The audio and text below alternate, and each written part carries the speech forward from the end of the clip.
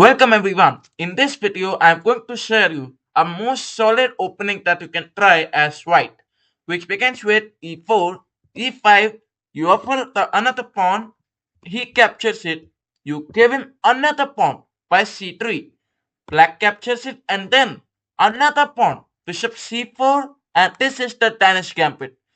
Over here, he captures it, you eliminate it. Now, what's the main plan of Danish Gambit?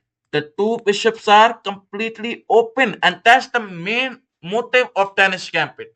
Over here, let me tell you the most important advantage. You can observe your opponent pieces. Now tell me, if any of the piece is developed, any of the piece, none of the pieces. This is move number 5 of the game. And we just made our opponent, that is black, made him twist. We just gave him 2 pawns, and in between, we took all his development. Now what we are going to do? You will develop this knight, focus on king safety and attack the king side. And for sure, this give you 90% win rate. For sure.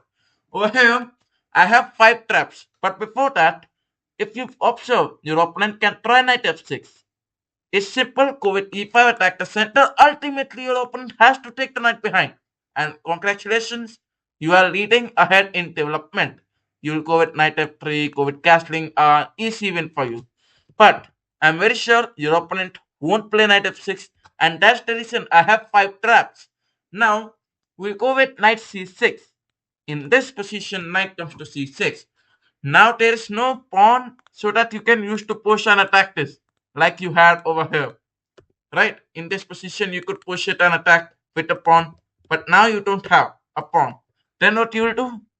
Will you resign the game? No, of course not. An easy way is developing your knight. Knight f3. So that you can take the knight. Basically you have to castle. That's the main plan. And add a supporter to the center. You may join the queen to d5 and try to focus on attacking that, and that will be discussed in the later part.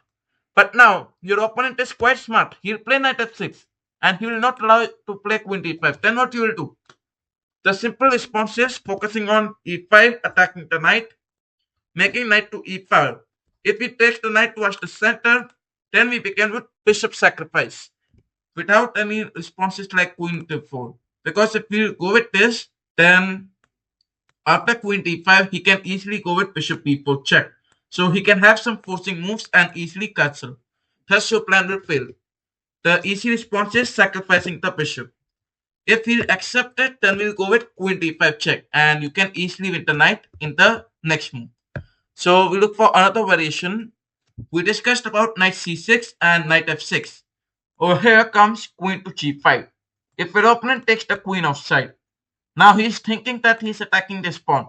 So we'll allow black to capture that pawn. Instead, continue with knight f3. Now we are focusing on our development, ignoring this pawn. If he'll accept this pawn, then he's gone.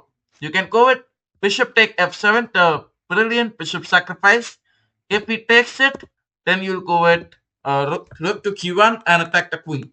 The queen has no other option to go to x3 and then knight g5, and that will be a brilliant fork, winning the queen in the next move. But if you consider your opponent is not going to capture the bishop, you will go with king to d8. Then what you can do is, you begin with rook g1, queen x3, rook take g7. Now if your opponent captures it, then you may capture it back. Both the bishops activated, attacking that rook, and that will be an easy win for you. Now, in most of the cases, your opponent may play knight to e7. Then what you can do is, easily you can go with rook g3. The bishop will be attacking that rook. Thus, your opponent tries queen x6 and you win the rook. Obviously, that will be a very easy win for you. So, we look for another variation. Now, we discussed about queen g4 too. What if he try bishop e4 check? Now, he's trying to make up some forcing moves. He will try to develop his knight and castle. Right? Easy response, knight e2. Don't take the knight to c3 because knight c3 will block the bishop. Knight c3 will block this bishop. So instead go with knight e2. Now, knight comes to f6. You go with e5, knight e4. With this, he is trying to attack the knight with the bishop and the knight. Right? taking advantage of the pin. That's his plan. Still, you have a bishop sacrifice. If your opponent takes it, then he's gone. You can go with queen p3, give a check. King will go behind. If the king goes over here, easily you can go with queen tap, capturing that bishop. King goes behind, and still you have variations like capturing the bishop, and you may continue the game. But if your opponent is quite smart and he does not take it, so he go with king f8. Then you can go with bishop a3. Now he was trying the idea of pin over here. We have the same idea of pin. If he accept it, then easily you can take the knight. He go with capturing your bishop, then you can go with queen p3. Give a check and easily win this bishop.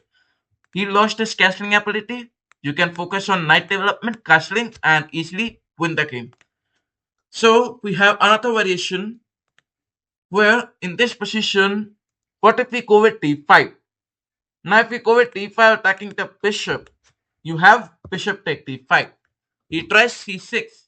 Now you might say c6 is a very good move attacking the bishop. He may make our bishop go back and easily trade the queens, make some forcing moves. So that's not true.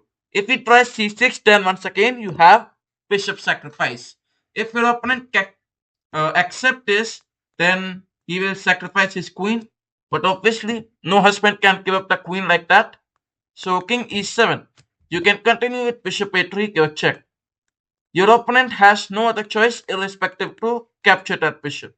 Ultimately, you can take his queen and enjoy the game. So that will be a very easy win for you. And if you enjoyed this video, then do like the video and thanks for watching.